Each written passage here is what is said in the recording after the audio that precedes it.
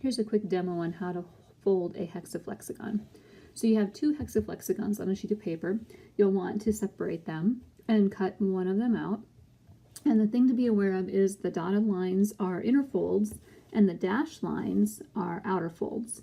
So the first thing you'll do is once you've cut it out, you want to fold in half with all of your words facing outward. So again, a dashed line is an outer fold.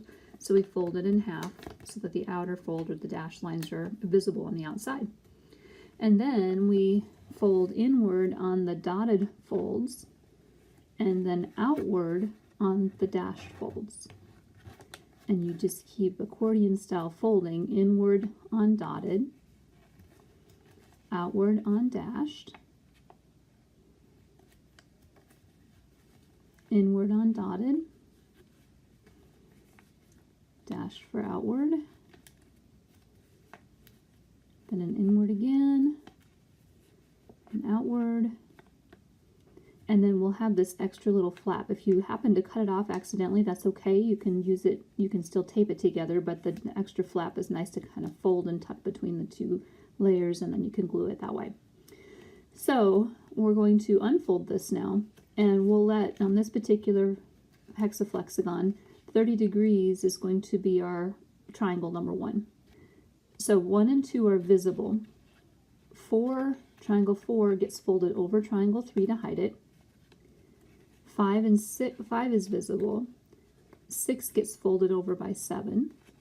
And then the 1 is on top, so triangle 9 gets tucked under. 1 is on top. And then the little flap that we have, if we didn't cut it apart, goes in between behind the 30. And then it gets glued there. And again, if you don't have that flap, it's not a big deal. You can simply put a piece of tape right across this edge. So we'll do that for the moment so you can see how it works. And so now we have the inside of our hexaflexagon. So you can see we have 30 degrees and the sine, cosine, and tangent of those, which are important to know. We have our reference angles for 30 degrees, 45-degree reference angles, the values of the 45-degree tangents, or sine, cosine, and tangent, the values of the trig functions at 45, 60-degree reference angles, and the values of the trig functions at 60 degrees, the primary trig functions. So when we want to flip it over, you can see that we have SOHCAHTOA, a mnemonic to help us remember what the sine, cosine, and tangent stand for. We have our reciprocal identities, quotient identities, Pythagorean identities, and how to convert between degrees and radians and degrees. So when we want to actually flex this hexaflexagon and see what's inside, we are basically folding these up so that we have a 3-sided figure, and then we press out and we should reveal our third side.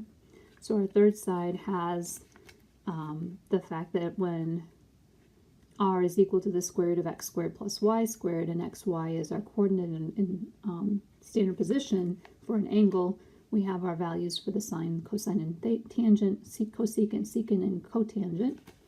We have the fact that all are positive in the first quadrant, sine and cosecant are positive in the second, and so on. And then we have our how to find reference angles. We also have the quadrantal angles and their values. So 3 different views all on the same hexaflexagon.